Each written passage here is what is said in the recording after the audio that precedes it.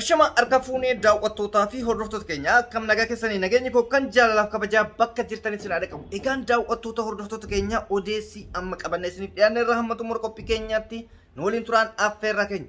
Odeeffannoon amma nu dhaqqabe kan jiru akkuma beekamutti waraana TPLF akkasuma WBO fi Biltsiginnaa jidduutti deemamaa jiru irratti guyyaa har'aa naannoo Kombolchaa jedhamutti magaalaa Kombolchaatti dargaggoota 100 ta'an humna waraana TPLFtiin ajjeefamaniiti jiran jedha. Gabaasa kana kan gabaase BBC Afaan Oromooti. Akkasuma ibsa haala yeroo irratti mootummaa naannoo Oromiyaatii fi mootummaa naannoo Amaaraa kennee jira. Akkasuma federaalas kennee jira.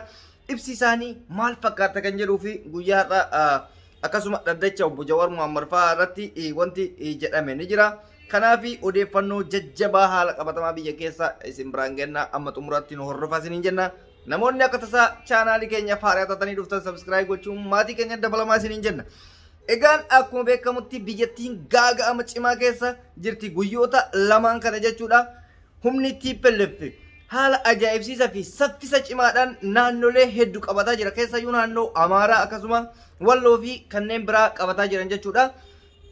Isarratti magaalaa Kombolchaatti dhukaasa cimaa uumameen har'a ganama qofa dargaggoota 100tu lubbuu isaanii dhabee yookaan rashanamanii jiran jechuudha.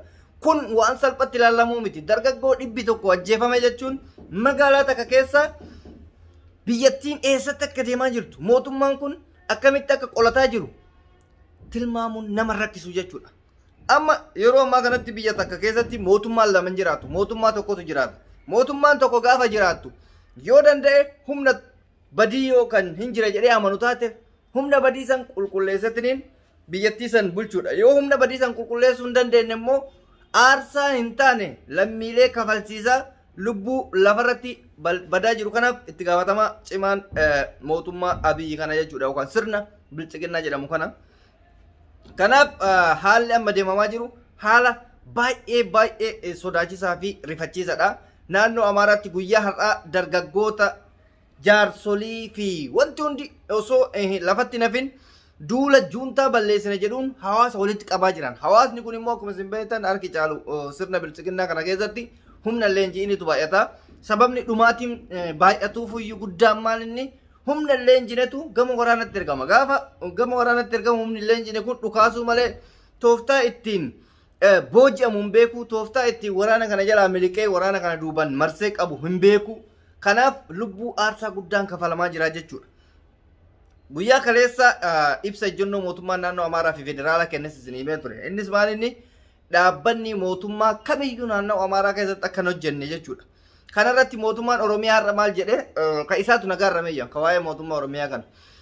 Biyya keenya Itoophiyaa tikfachuuf yookaan immoo biyyattii sana gama fuulduraatti ceesisuudhaaf lammiilee ishee hunda dabarsitee biyyi tun akka ejjettee dhaabattuuf Oromoon ta'ee sabaaf sablammiin dhaabateetiniin gama duula juuntaa balleessisuutti akka imala yaamicha godhan. Waamichi kun maal inni?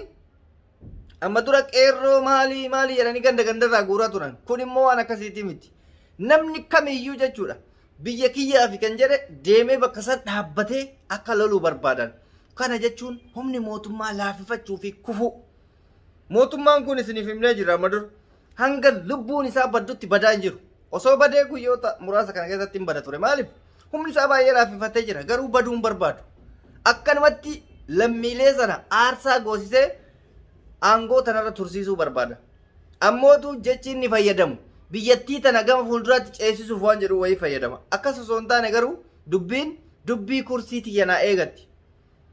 Biyyattii tana ceesisuu hin dandeenye lammiilee du'a baraaruu hin dandeenye yookaan injifatee biyya san bulchuu hin dandeenye taanan lammiilee maaliif lubbuusaa aarsaa hin taane kafalchiisan na dhibee bar namni kun yoo dhuguma Itoophiyaa jedhu sanuu kan barbaadu taate lammiin dhume tokko lamaa miti. Wayyaanee yoo taate deebi'uu hin barbaadu duubatti.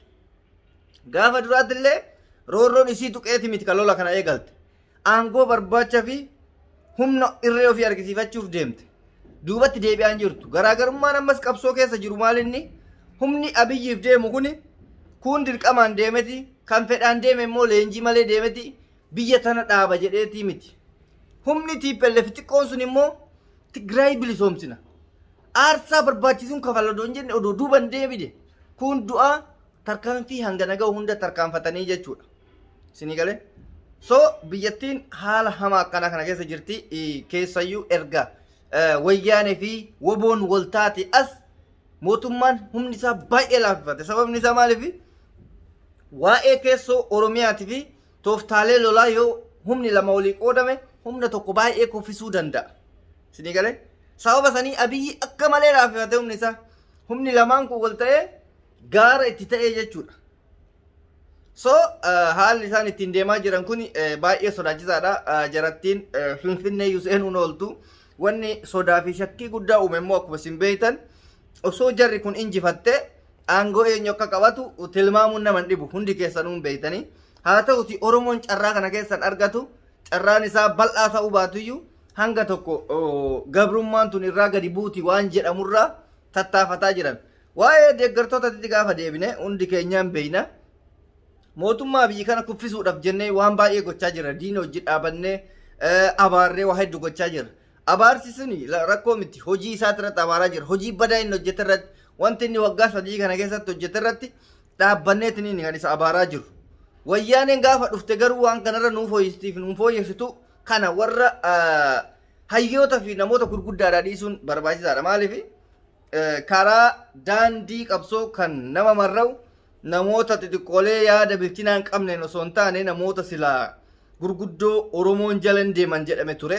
Jarri akkuma isin beektan mana hidhaa jiranii. Haa ta'uti ammallee namoonni gurguddaan akka Jaalmarroo Dirribaa tokko hin jiran.